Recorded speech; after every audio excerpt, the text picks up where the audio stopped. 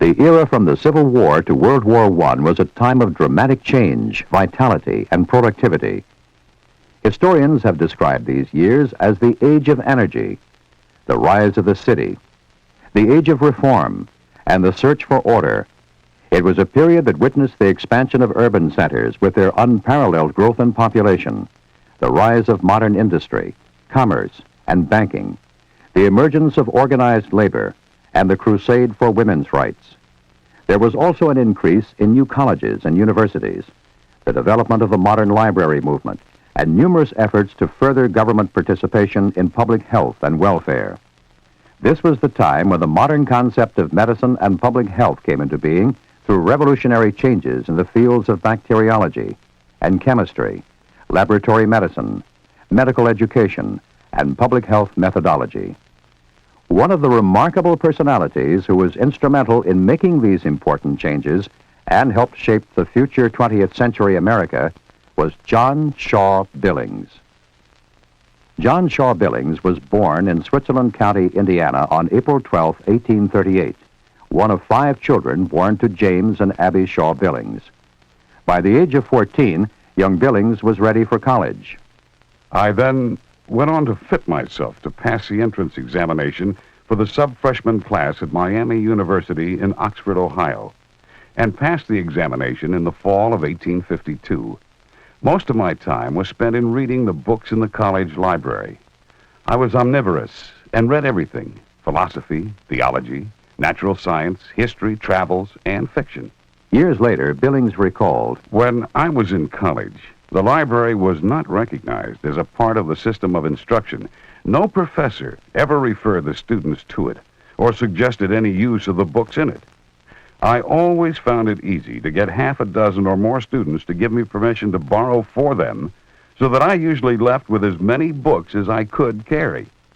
Billings ranked second in his graduating class at Miami University and decided to study medicine. He worked for a year to save some money and enter the Medical College of Ohio in the fall of 1858. While he would have no problems with his studies, his limited funds caused hardships. By becoming custodian of the school's dissecting room, Billings could live in the hospital and thereby avoided having to pay rent. Billings' education was very different from the more modern medical education that he helped to promote in the late 19th century. In those days, they taught us medicine as you teach boys to swim, by throwing them into the water. I graduated in medicine in a 2-year course, with the lecture being precisely the same for each year. I did not attend the systematic lectures very regularly. I found that by reading the textbooks, I could get more in the same time and with very much less trouble. I practically lived in the dissecting room and in the clinics. In 1860, after completing his thesis on the surgical treatment of epilepsy, Billings received his medical degree. He had planned to enter medical practice with one of his former instructors, but on April 12, 1861, which also happened to be Billings' 23rd birthday, Fort Sumter was shelled and the Civil War began. That September, Billings went to Washington and took a 3-day examination for admission to the United States Army Medical Corps. He passed with the highest possible grade, ranking first among the candidates, and was immediately appointed the contract surgeon. Several months later, he was made first lieutenant and assistant surgeon. Thus, Billings began an association with the medical department of the Army, which would last for 33 years. Billings' first assignment was to transfer the patients, hospital staff, and equipment from the Union Hotel Hospital in Georgetown to the cavalry barracks at Cliffburn in Washington, and transform the barracks into a hospital. Billings found the barracks in an extremely filthy and dilapidated condition, with no drainage whatever, no sinks, and no water within half a mile. Displaying a particular genius for hospital construction, Billings supervised new construction and modification of existing buildings, installed hygienic and sanitary facilities, and produced a 1,000-bed hospital which housed Confederate and Union wounded. Billings later remembered how the people in the area came to visit the wounded. The old residents of Georgetown and Washington were mostly in sympathy with the Confederates and came out bringing good things to eat and drink for the Confederates. On the other hand, the ladies and families of the members of Congress and of officers in the departments were enthusiastic for the northern side. And they also came with good things, but specified that none should go to the rebels. We would not receive gifts from either party on these terms, but after a little explanation, they were left to be used for those who needed them most. It was during this Washington period that Billings met his future wife, Catherine Mary Stevens, the daughter of former Michigan Congressman Hister Lockhart Stevens. They were married in September 1862 in the St. John's Church in Georgetown and had a close and affectionate relationship which lasted the rest of their lives. In the autumn of 1862, Billings was assigned to Philadelphia's Satterley General Hospital, which was receiving the casualties from the battles of Fair Oaks, Malvern Hill, and the Second Bull Run. In March 1863, he reported to Dr. Jonathan Letterman, medical director of the Potomac, encamped near Fredericksburg, not far from where General Joseph Hooker was about to engage General Lee in the Battle of Chancellorsville. After Chancellorsville, Billings saw duty at Gettysburg. Here he remained on the battlefield for nearly 3 weeks, caring for over 1,000 wounded. About 6 a.m., July 2nd, 1863. I accompanied my regiment until they were under fire, and was then ordered to repair to a large stone house and barn near the base of Round Top, and there establish a field hospital. On entering the house, I found evident traces of hasty desertion. In 5 minutes, I was joined by the other medical officers. The ambulance train reported to me 15 minutes later, and by the time the operating tables were up and materials for dressing arranged, the wounded began to pour in. I performed a large number of operations of various kinds, received and fed 750 wounded. Most of the wounds were in the lower extremities. Of 3 exsections of the shoulder joint, all were successful insofar as that the patients recovered. 5 cases of gunshot fracture of the cranium came under my notice. 4 of these involved the occipital bone, and all were fatal. 2 cases occurred of gunshot fracture of the femur in the upper third. Both were treated by Smith's anterior splint, and 1 died. In no case of fracture of the long bones did I attempt any formal resection, but confined myself to removing splinters and foreign bodies and cutting off very sharp projecting points. On July 6th, Billings wrote to his wife, I am utterly exhausted, mentally and physically. Have been operating night and day. I have been left here in charge of 700 wounded with no supplies. Our division lost terribly. Over 30% were killed or wounded. I had my left ear just touched with a ball. 3 days later, he again wrote to Mrs. Billings. I am covered with blood and am tired out, almost completely, and can only say that I wish I was with you tonight and could lie down and sleep for 16 hours without stopping. I have been operating all day long and have got the chief part of the butchering done in satisfactory manner. In August 1864, Billings was relieved from field duty and reported to the medical director of the Army of the Potomac in Washington. His assignment was to arrange and analyze the Army's wartime reports, a project that led to the publication of the 6-volume medical and surgical history of the War of the Rebellion. 4 months later, Billings, aged 26 years, was transferred to the office of the surgeon and promoted to lieutenant colonel. He would remain with this office for the next 30 years. Here he would build a national medical library, publish its index catalog and Index Medicus, and using the library as a base of operations, he would make extraordinary contributions in various areas of public health, to hospital construction, and to the development of modern medical education. The library of the Surgeon General's office had its origin in a small collection of books and journals in the office of the first Surgeon General, Joseph Lovell. When Lovell died in 1836, he was succeeded by Thomas Lawson, who in 1840 issued the first catalog of the library, a manuscript listing 134 titles. The collection continued to grow under Lawson's successors, Surgeons General Clement Findlay and William Hammond. And in 1864, when Joseph Barnes assumed the office, the library's first published catalog contained 485 titles. Surgeon General Barnes felt that the growing collection should be under the charge of an officer, and in 1865, Billings was given the job. From 1862 through 1866, This modest library in Washington was housed in the Riggs Bank Building at the corner of 15th Street and Pennsylvania Avenue. These facilities, however, soon proved inadequate, and Ford's Theater, purchased by the national government after President Lincoln was assassinated, became the library's next home. Its interior was remodeled, and in 1867, the books and journals were transferred from Riggs to the second floor of Ford's Theater. On the third floor was the department's medical museum.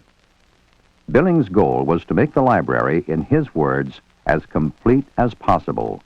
He sought all forms of publications pertaining to medicine and public health, monographs, journals, reports of hospitals, institutions, and health agencies, pamphlets, doctoral dissertations, medical works from the 16th, 17th, and 18th centuries, and incunabula, books printed before 1501.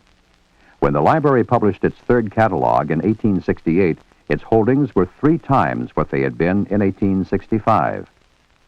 Purchases by the library depended primarily on the monies appropriated by Congress, and since there were never enough funds to acquire everything Billings wanted, Billings encouraged gifts and traded duplicates and unwanted material for items the library needed. He wrote letters to physicians, publishers, editors, health officials, society officers, librarians, and friends, hoping to receive donations, arrange exchanges, or buy publications at a low price. Dr. Oliver Wendell Holmes once described how Billings, while visiting his home, entered his library and immediately swooped down upon the most valuable things on his bookshelves. Dr. Billings, said Holmes, is a bibliophile of such eminence that I regard him as a positive danger to the owner of a library if he is ever let loose in it alone. When the library published its 1873 catalog, it consisted of 2 volumes plus a supplement, and Billings wrote, "The library now contains about 25,000 volumes and 15,000 single pamphlets, including about 700 volumes of theses of the schools of Paris, Montpellier, and Strasbourg. As the existence and objects of the collection have become more widely known to the medical profession of the country, a steadily increasing interest in its progress and completeness has been manifested." Not only did donations to the library increase, its patrons did also. Many physicians from out of town came to use the library, some from as far away as Chicago. Billings also started to have exhibits displaying some of the library's treasures. One visitor was so impressed at seeing a display of pamphlets which had belonged to the great French scientist Claude Bernard that he wrote an account for the 1878 Boston Medical and Surgical Journal. Billings did not merely want to collect books. He wanted the library's collections used. The 1873 catalog allowed readers to find books, theses, and pamphlets by author, but it was not helpful for locating periodical articles by subject. Billings' next project, therefore, was to produce an index catalog of the library's holdings, listing in dictionary order both monographs and periodical articles, the books by author and subject, and the articles by subject only, in a single alphabet. For Billings, it was a matter of making the resources of the National Medical Library available to all physicians and scholars who wanted to use them. Helping Billings and his staff in compiling the index catalog was Dr. Robert Fletcher, a scholarly gentleman who had emigrated from Great Britain to the United States in the 1840s and joined the library in 1876. Fletcher became Billings' chief assistant, and the two had a close working relationship for the next 20 years. Billings conceived and planned the work, and Fletcher suggested the title, Index Medicus, a monthly classified record of current medical literature of the world. Billings and Fletcher became co-editors of the new journal, the first issue of which was dated January 31st, 1879. In the introduction, Billings wrote, "The Index Medicus will record the titles of all new publications in medicine, surgery, and the collateral branches received during the preceding month. These will be classed under subject heading and will be followed by the titles of valuable original articles upon the same subject. At the close of each yearly volume, a double index of authors and subjects will be added, forming a complete bibliography of medicine for the preceding year." The Index Medicus would become the most widely used medical index in the world. Publication of the work was never a financially profitable venture, and at times this index to the world's medical literature almost ceased to exist. However, financial support from the Carnegie Institution of Washington and the interest of the American Medical Association assured its survival until the early 1960s, when the National Library of Medicine resumed publication of the journal. Billings instituted a forerunner of today's interlibrary loan system. On deposit of $50, physicians outside Washington were allowed to borrow books from the library. William Osler, Howard Kelly, William Halstead, Reginald Fitz, Walter Reed, Rudolph Mattis, and George Kreil were among those who took advantage of that privilege. Volume 1 of Billings' Index Catalog of the library appeared in 1880, consisting of 888 pages of text, preceded by a 126-page list of the journals indexed. The volume contained only the entries from A to Berlinski. Still, it included 9,090 author titles, representing 8,000 volumes and 6,000 pamphlets, as well as 9,000 subject titles of books and pamphlets and 34,000 subject titles of articles in periodicals. By 1880, the collections of the National Medical Library had grown so much there was neither storage space nor working room in the converted Ford's Theater building. The Medical Museum on the third floor was filling up with specimens, while the first floor was being used by clerks searching Civil War records for pension applicants. Furthermore, although the building had brick walls and concrete floors, the structure itself was not fireproof. Billings felt it was essential that the library and museum have a new building. In order to urge Congress to pass legislation for the construction of a new building, Billings organized a lobbying campaign by the medical profession, which lasted more than 3 years. Finally, in 1885, Congress approved a bill authorizing a new structure. Designed by Billings, the Library Museum building was erected on the southeast corner of 7th and Independence Avenue, today the site of the Hirshhorn Museum. And in August 1887, Billings and his staff moved in.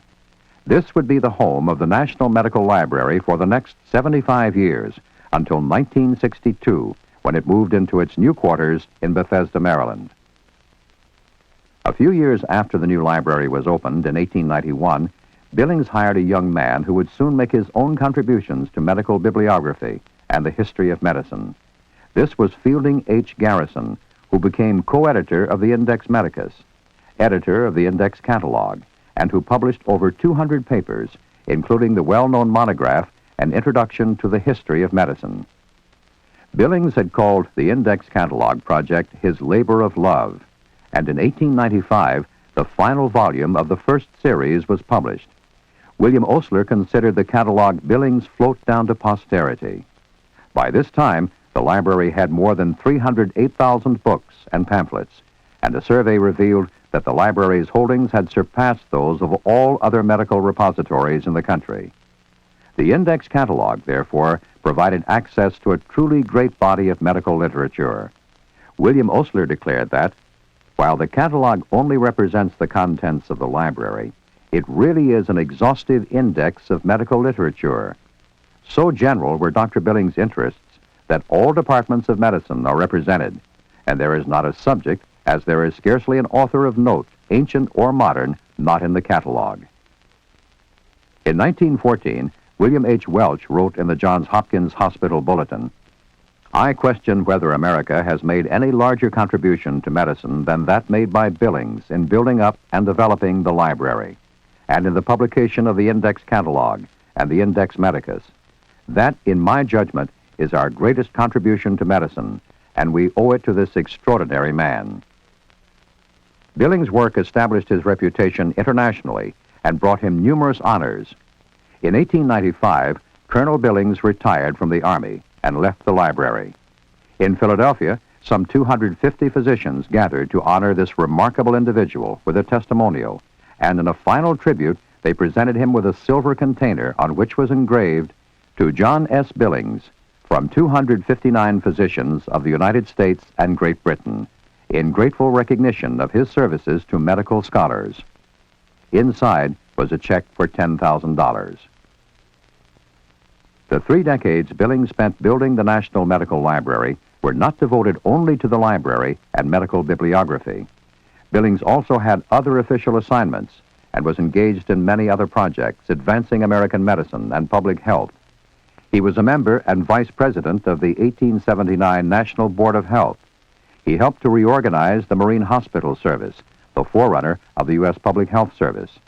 From 1880 to 1912, he was consultant for the 10th, 11th, and 12th U.S. Census. It was at the time of the 10th census in 1880 that Billings proposed to Herman Hollerith, a special agent of the Census Office, the idea that led to the development of punched card tabulation. Some years later, Hollerith formed the Tabulating Machine Company, which eventually became the IBM Corporation. In 1883, the Army Medical Museum came under Billings' charge, and among his contributions here was the creation of the largest historical collection of microscopes in the world. Billings contributed significantly to the field of medical education. He was chief medical advisor to the president of the Johns Hopkins University and was instrumental in bringing Doctors William Welch and William Osler to Johns Hopkins. He designed the Johns Hopkins Hospital and the Peter Bent Brigham Hospital in Boston, and he taught courses in the history of medicine. He planned the Laboratory of Hygiene at the University of Pennsylvania, and for a short period in 1895, he was professor of hygiene at that institution. Billings was also an influential member of the Carnegie Institution of Washington for many years. Finally, after Billings left Washington, he helped organize the New York Public Library. He designed its central building, became its first director, and induced Andrew Carnegie to support the institution, which Billings then developed into the most prestigious public library system in the country. Endowed with uncommon qualities of leadership, Billings' achievements had a major impact on the development of American medicine and public health. Billings had ideas, and he was a mover. In 1913, John Shaw Billings died, and his friend of many years, S. Weir Mitchell, recalled, "What was most exceptional in this man was the unfailing fund of energy on which he drew for every novel duty, and an industry which never seemed to need the refreshment of idleness. He had that rare gift, the industry of the minute."